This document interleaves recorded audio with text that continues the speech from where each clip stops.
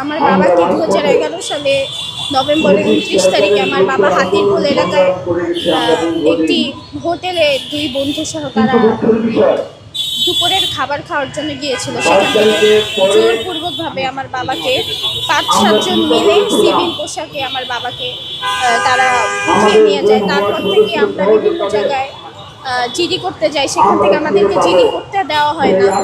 আবার আমরা বিভিন্ন হসপিটালে যাই, দেখি যেন আমার বাবার কোনো খোঁজ পাওয়া যায় কিনা।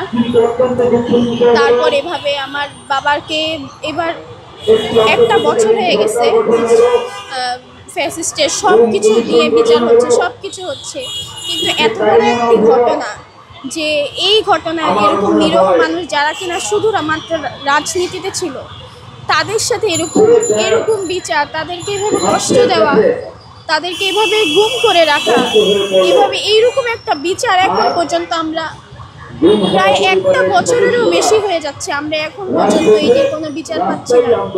আমরা এইটার এখন পর্যন্ত কোনো রকম কিছু একটি যে আমি যে বলতে পারবো যে আমার বাবার সাথে কি হয়েছিল, আমার বাবার সাথে কি করেছিল, সেটা পর্যন্ত আমি বলতে পারছি না। কারণ আমাদেরকে এখন পর্যন্ত কোনো খবর দেওয়া হয়নি, আমার বাবাদের কারোই কোনো খবর দেওয়া হয়নি। আর মনোবল হতে হয় স্পার্জিত। জেরুসালেম 25 বছরের পথ চলায় নিরাপদে রাখার প্রত্যয়ে না, এখন পর্যন্ত গুম কমিশন আমাদেরকে কোনো সঠিক কোনো তদন্ত বা সঠিক কোনো খবর কিছুই আমাদেরকে দেয়নি।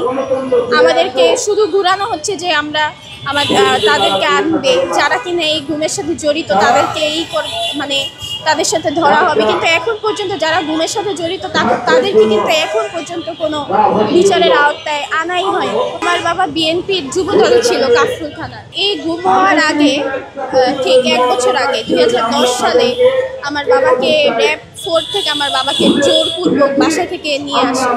তো তখন আমার বাবাকে র‍্যাব 4-এ রাখা হয়।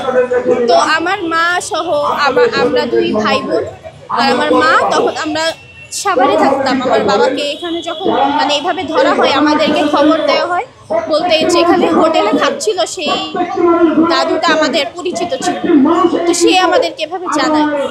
তো আমার মা আর আমরা সবাই মানে এটাই ভেবেছিলাম যে হয়তো বা আমার বাবাকে কেউ পুলিশ ধরে নিয়ে গেছে বা কোনো কারণে র‍্যাব গতবারের মতো হয়তো বা উঠিয়ে নিয়ে গেছে। আমরা কোনোদিন ভাবিনি যে এটার পরে, এই খবর জানার পরে আমার বাবার যে আর কোনো খোঁজ আমরা পাবো, এতটুকুই আমরা শুধু জেনেছিলাম। সেই গত 1 বছর ধরে শুধু এইটাই বলছি যে আমাদের একটাই চাওয়া, আমাদের বাবার যারা গুম হয়েছে তাদের যেন সঠিক একটি মানে খবর দেয়, তারা কোথায় ছিল, তারা কোথায় এখন, আমার বাবাকে কোথায় রাখছিল, কোথায় তারা এখন পর্যন্ত আছে, সেটার জন্য খোঁজ নেয়।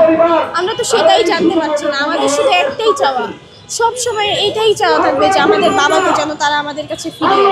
6 বছরের পর আমার বাবার, তখন আমি স্কুলে পড়াশোনা করতাম না, আমার বাবা যখন এরকম নিখোঁজ হওয়ার পর আমরা ঢাকায় আসি। ঢাকায় এসে আমার ভাই তো তখন ছোট, আমাকে তখন স্কুলে ভর্তি করে।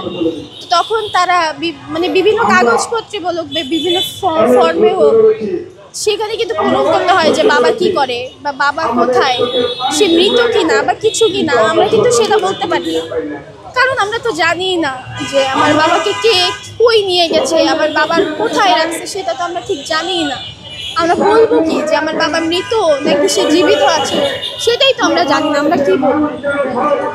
এইভাবেই আমরা কোনো কিছু বিভিন্নভাবে আমরা এইভাবে হ্যারাসমেন্টের শিকার হয়েছি বাবা না থাকা অবস্থায়।